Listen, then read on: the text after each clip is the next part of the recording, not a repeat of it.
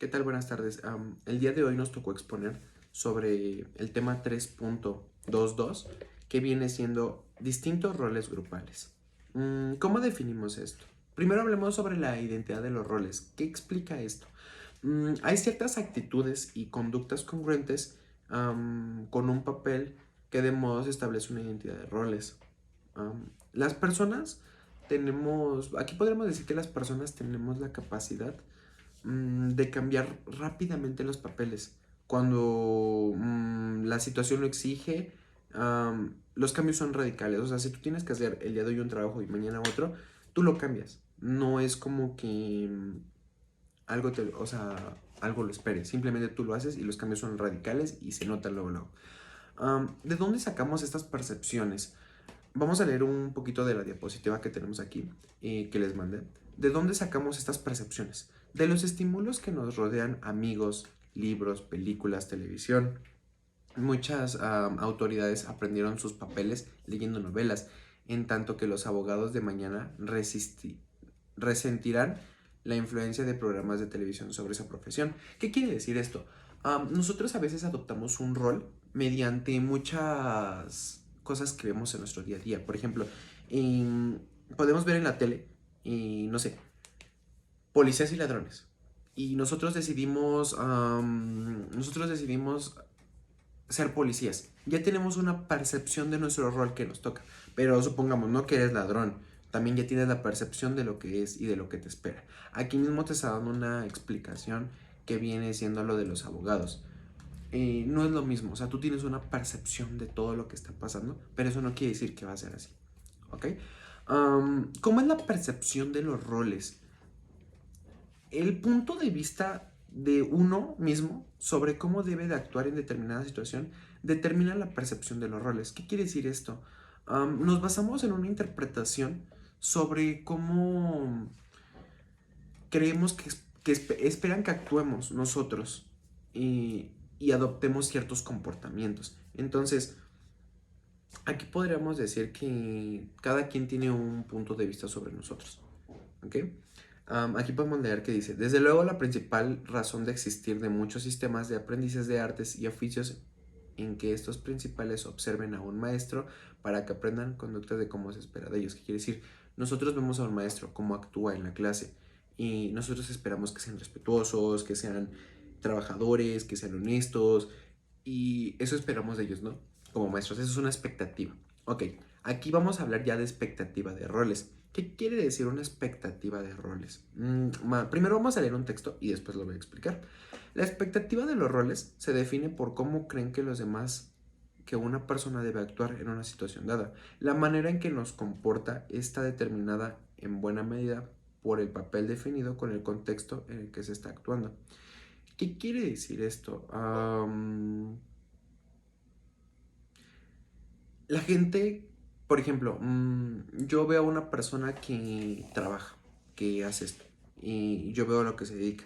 Yo espero que esa persona haga, por ejemplo, como jefe, ¿no?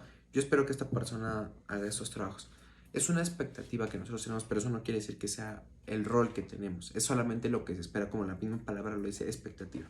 Ok, vamos a leer otro texto que dice: en el trabajo puede ser útil estudiar el tema de las expectativas. ¿Por qué estudiar el tema de las expectativas? Porque la misma palabra te lo dice. Solamente es una expectativa, no es algo que sea tuyo. Desde el punto de vista del contrato psicológico, que es un acuerdo táctico entre los empleados y el patrón, que este sucede cuando no se cumplen las expectativas de los papeles, se están implícitas en el contrato psicológico. Si la administración, Chloe Maya, si la administración descuida el cumplimiento de su parte, Chloe, si la administración descuida el cumplimiento de su parte del trato, es de suponer que haya repercusiones negativas en el desempeño y la satisfacción de los empleados. Cuando los empleados no están a la altura de lo que se espera de ellos, el resultado es algún castigo e incluso un despido. ¿Qué quiere decir esto? Quiere decir que, por ejemplo, como jefe, espero que se cumpla una expectativa. Yo contrato a alguien y espero que cumpla una expectativa. Chloe, espero que se cumpla una expectativa de esa persona. Pero ¿qué pasa? Yo también tengo que cumplir con ciertas expectativas hacia mi trabajador. Por ejemplo, darle buen material, darle buenas ambiente laboral, darle material de trabajo. ¿Qué pasa? Yo al darle todo esto, yo espero que esa persona o mi trabajador tenga una buena expectativa. Mi expectativa tiene que ser de que si yo ya le di todo, él me va a entregar buenos resultados. Pero ¿qué pasa si él no me da esos buenos resultados? Yo me voy a decepcionar. Claramente no va a tener el desempeño que tiene. Ya hasta puede haber un, no sé, deceso de su contrato. Puede haber un deceso de su puesto que tiene, un puesto más bajo. ¿Por qué? Porque no está cumpliendo con mis expectativas y poder contratar a alguien más. Aquí podemos decir, el contrato psicológico establece expectativas mutuas, lo que espera la administración de los trabajadores y viceversa. En efecto, el contrato define las expectativas del comportamiento que acompañan a cada papel. Se espera que la administración trate a los empleados de la manera justa, que les proporcione condiciones aceptables de trabajo, que les comunique claramente cuál es la jornada. Aquí es lo que yo les decía, que la empresa cumpla con las expectativas que también tú tienes de esa empresa, no nada más la empresa de ti. O sea, son por eso los distintos roles grupales. Aquí dice que les comunique cuál es la jornada justa y que les brinde retroalimentación sobre su desempeño. Se espera que a cambio los empleados demuestren una buena actitud y obedezcan las instrucciones y sean leales con la organización.